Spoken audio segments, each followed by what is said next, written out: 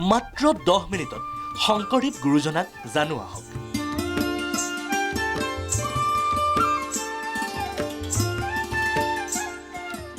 শৈশৱৰ পৰা বৈকুণ্ঠ প্ৰয়াণলৈ অংকিত কৰা হৈছে তৈলচিত্ৰ।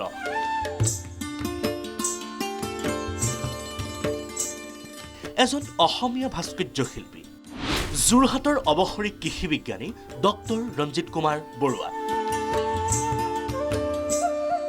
অদ্বিতীয় মহাজীৱনেৰে অসমীয়া সংস্কৃতিৰ গুৰিবঠা ধৰা শ্ৰীমন্ত শংকৰদেৱক আপুনি বাস্তৱ অথবা কাল্পনিকভাৱে হ'লেও লিখিত আকাৰত লাভ কৰিছে, কিন্তু গুৰুজনাৰ জীৱন পৰিক্ৰমাৰ ছবি হয়তো আজিলৈ অংকিত হোৱা নাই, যাৰ বাবে বিগত 10টা বছৰে গুৰুজনাক অধ্যয়ন কৰি এইগৰাকী ভাস্কৰ্য শিল্পীয়ে অংকিত কৰিলে 32খন তৈলচিত্ৰত শংকৰদেৱৰ জীৱন পৰিক্ৰমা, য'ত শংকৰৰ পৰা শংকৰদেৱ হোৱালৈ মহেন্দ্ৰ কন্দলীৰ টোলৰ পৰা গুৰু শিষ্যৰ মণিকাঞ্চন মিলন, আধ্যাত্মিক চেতনাবোধৰ অলেখ কাহিনী ছবিৰ মাজেৰে তুলি ধৰিছে।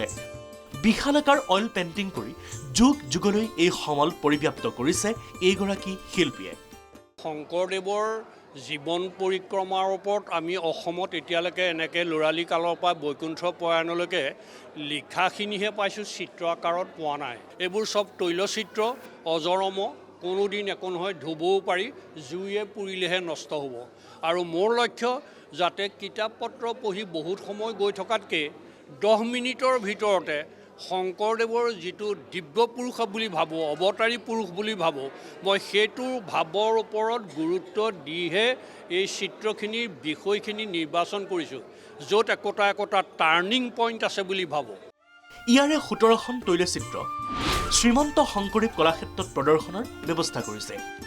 গুৰুজনাৰ সেৱাত ব্ৰতী এইগৰাকী শিল্পীৰ একান্তপতীয়া প্ৰচেষ্টাক শলাগ ল'লে বিশিষ্ট চিন্তাবিদ ময়ূৰ বৰাই। এই ডক্টৰ ৰঞ্জিত কুমাৰ বৰুৱা তেখেত অৱসৰপ্ৰাপ্ত কৃষি বিজ্ঞানী। 2012 চনত অৱসৰ লোৱা মানুহজনে নিৰন্তৰভাৱে এই বাহিৰৰ বিদেশৰ মানুহে যে কিবা এটা বস্তুত ৰাপ এটা সৃষ্টি হ'লে সেই কামটোত একান্তপতীয়াকৈ লাগি থাকে, আৰু আমাৰ সাধাৰণতে অসমীয়া মানুহে যিটো কাম নকৰে সেই ক্ষেত্ৰত কিন্তু এটা উজ্জ্বল দৃষ্টান্ত ডক্টৰ ৰঞ্জিত কুমাৰ বৰুৱা।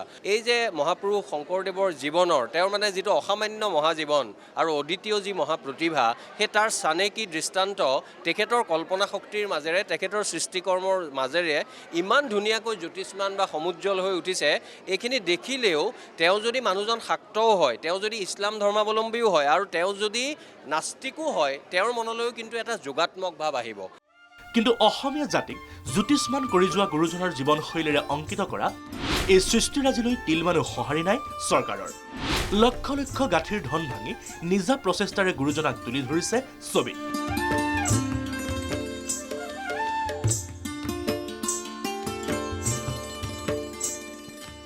চৰকাৰৰ প্ৰতি আপত্তি নাথাকিলেও ক'ৰবাত ক্ষোভ আছে শিল্পীগৰাকীৰ। এটা কথা আক্ষেপ হয়, ছবিখিনি আকোতেই লাখ লাখ টকা খৰচ হ'লনে? কিন্তু এতিয়া প্ৰদৰ্শনীখন পাতিবলৈও এই কলাক্ষেত্ৰৰে অনুষ্ঠান 17,700 টকা এই গেলেৰীটোৰ কাৰণে মই এসপ্তাহত দিছে, মই 3 দিন কৰিব লগা হৈছে। আকৌ সেই মিটিং কৰা হলটোতো 6,000-7,000 টকা ভৰিব লগা হয় ব্যক্তিগত। গতিকে এজন শিল্পীৰ কাৰণে যথেষ্ট টান কথা। মই এতিয়া ছবিকে আঁকিম নে, কেনভাছ ৰঙত পইচা খৰচ কৰিম নে কাৰোবাৰ পৃষ্ঠপোষকতা নোহোৱাকৈ মই আকৌ এই প্ৰদৰ্শন কৰিবলৈ হল ঘৰটো ল'ম? এই পৰিস্থিতিটো এইখন দেশত হৈ গ'ল। ইয়াৰ কোনো ৰেহাই নাই, উপায় নাই। কিন্তু মোৰ মনৰ ভাৱ হ'ল ৰাইজৰ আগত উলিয়াই দিয়া। সেইকাৰণে মই চকু কাণ মুদি গুৰু সেৱা বুলি মোৰ যি হ'ব ভাবি মই গুৰুৰ চৰণতে সকলো অৰ্পণ কৰি দি ৰাইজৰ বাবে আগবঢ়াই দিছোঁ। ইয়াৰ পূৰ্বেও এইগৰাকী শিল্পীয়ে কেইবাখনো দেশ পৰিভ্ৰমণ কৰি নিজা প্ৰচেষ্টাৰে তৈয়াৰ কৰিছিল বৃন্দাবনী বস্ত্ৰ। চৰকাৰৰ সঁহাৰি নাপালেও গুৰু সেৱাত ব্ৰতী হৈ শিল্প সত্তাক অতুলনীয় ৰূপ দি গুৰুজনাক তুলি ধৰিব বিশ্বৰ মানসপটত।